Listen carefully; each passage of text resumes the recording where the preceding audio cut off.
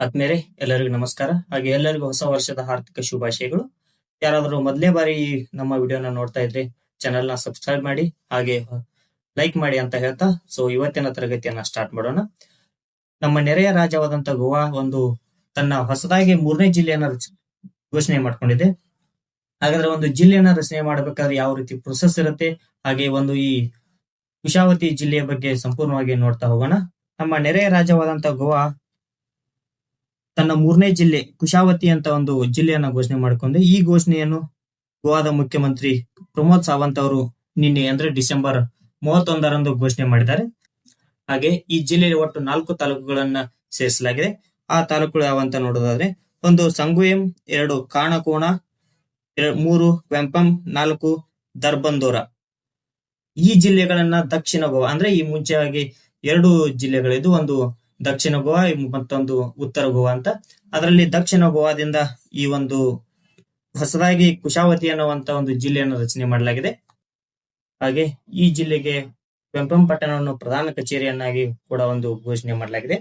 ಇನ್ನು ಈ ಜಿಲ್ಲೆ ವಿಶೇಷತೆ ಏನಂತ ನೋಡೋದಾದ್ರೆ ಇದನ್ನು ಆಕಾಂಕ್ಷಾ ಜಿಲ್ಲೆ ಎಂದು ಘೋಷಣೆ ಮಾಡಲಾಗಿದೆ. ಇನ್ನು ಈ ಜಿಲ್ಲೆಯಲ್ಲಿ ಒಟ್ಟು 27% ಆದಿವಾಸಿ ಜನರಿದ್ದಾರೆ. ಇನ್ನು ಈ ಜಿಲ್ಲೆಯ ಉದ್ದೇಶ, ಜಿಲ್ಲೆಯನ್ನು ರಚನೆ ಮಾಡಬೇಕಾದ್ರೆ ಇದರ ಉದ್ದೇಶ ಏನಂತ ನೋಡಿದ್ರೆ ಆಡಳಿತ ಸುಧಾರಣೆ, ಸ್ಥಳೀಯ ಅಭಿವೃದ್ಧಿ, ಪರಿಸರ ಸಂರಕ್ಷಣೆ ಮತ್ತು ಪ್ರವಾಸೋದ್ಯಮಕ್ಕೆ ಸಹಾಯವಾಗುತ್ತೆ ಅಂತ ಒಂದು ದೃಷ್ಟಿಯಿಂದ ಈ ಹೊಸ ಜಿಲ್ಲೆಯನ್ನು ರಚನೆ ಮಾಡಿದ್ದಾರೆ. ಹಾಗಾದ್ರೆ ಈ ಜಿಲ್ಲೆಗೆ ಈ ಕುಶಾವತಿ ಅನ್ನೋ ಹೆಸರಿಡಲೆ ಕಾರಣ ಏನಂತ ನೋಡಿದ್ರೆ ಗೋವಾದಲ್ಲಿ ಹರಿತಕ್ಕಂತ ಕುಶಾವತಿ ಅನ್ನುವಂತ ನದಿ ಇದೆ. ಆ ನದಿ ಹೆಸರನ್ನೇ ಕೂಡ ಈ ಜಿಲ್ಲೆಗೆ ಇಡಲಾಗಿದೆ. ಇನ್ನು ಜಿಲ್ಲೆಯನ್ನ ರಚನೆ ಮಾಡಬೇಕಾದ್ರೆ ಯಾವ ರೀತಿ ಪ್ರೊಸೆಸ್ ಇರುತ್ತೆ ಅಂತ ನೋಡ್ತಾ ಹೋಗೋಣ. ಭಾರತದಲ್ಲಿ ಹೊಸ ಜಿಲ್ಲೆಯನ್ನು ರಚಿಸುವ ಅಥವಾ ಹಳೆಯ ಜಿಲ್ಲೆಯನ್ನು ಬದಲಾಯಿಸುವ ಅಥವಾ ರದ್ದು ಮಾಡುವ ಅಧಿಕಾರ ರಾಜ್ಯ ಸರ್ಕಾರಗಳಿಗೆ ಇರುತ್ತದೆ. ಅಂದ್ರೆ ಯಾವ್ದಾರ ಜಿಲ್ಲೆಯನ್ನು ಹೊಸದಾಗಿ ರಚನೆ ಮಾಡ್ಬೇಕಾದ್ರೆ ಆಯ್ತು, ಜಿಲ್ಲೆಗೆ ಸಂಬಂಧಿಸಿ ಏನೋ ಇದ್ರೂ ಕೂಡ ಅದು ರಾಜ್ಯ ಸರ್ಕಾರಕ್ಕೆ ಬರುತ್ತೆ ಹೊರತಾಗಿ ಕೇಂದ್ರ ಸರ್ಕಾರದ ಅಡಿಯಲ್ಲಿ ಬರಲ್ಲ. ಇನ್ನು ಈ ಜಿಲ್ಲೆಯನ್ನ ರಚನೆ ಮಾಡಬೇಕಾದ್ರೆ 2 ರೀತಿಯ ಪ್ರೊಸೆಸ್ ಬರುತ್ತೆ.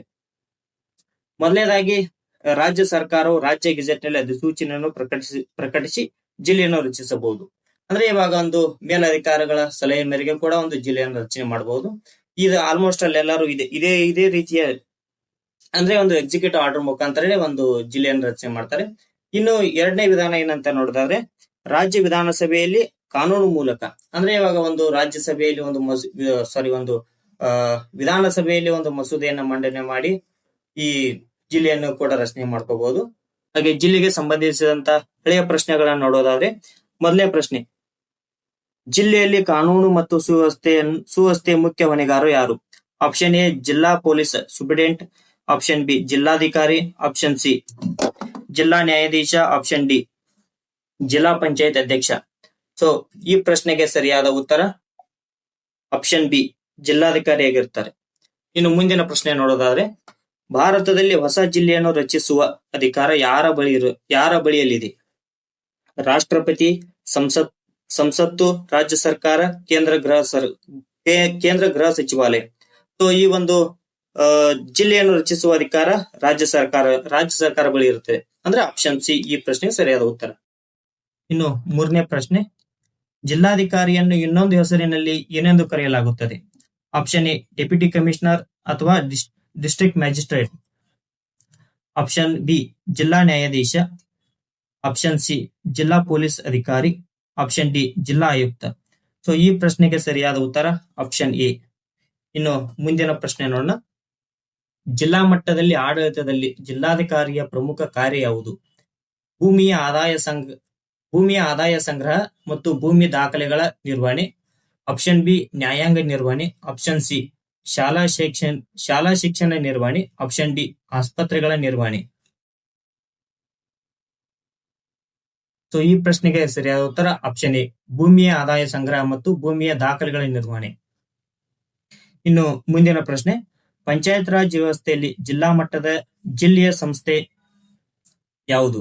ಆಪ್ಷನ್ ಎ ಗ್ರಾಮ panchayat, option B taluk panchayat, option C ಜಿಲ್ಲಾ ಪಂಚಾಯತ್, ಆಪ್ಷನ್ ಡಿ ನಗರ ಪಾಲಿಕೆ. ಈ ಪ್ರಶ್ನೆಗೆ ಸರಿಯಾದ ಉತ್ತರ ಜಿಲ್ಲಾ panchayat.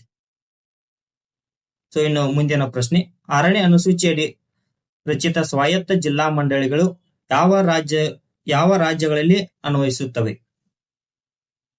Option A Assam, Meghalaya, Tripura, Mizoram. Option B Karnataka, Tamil Nadu.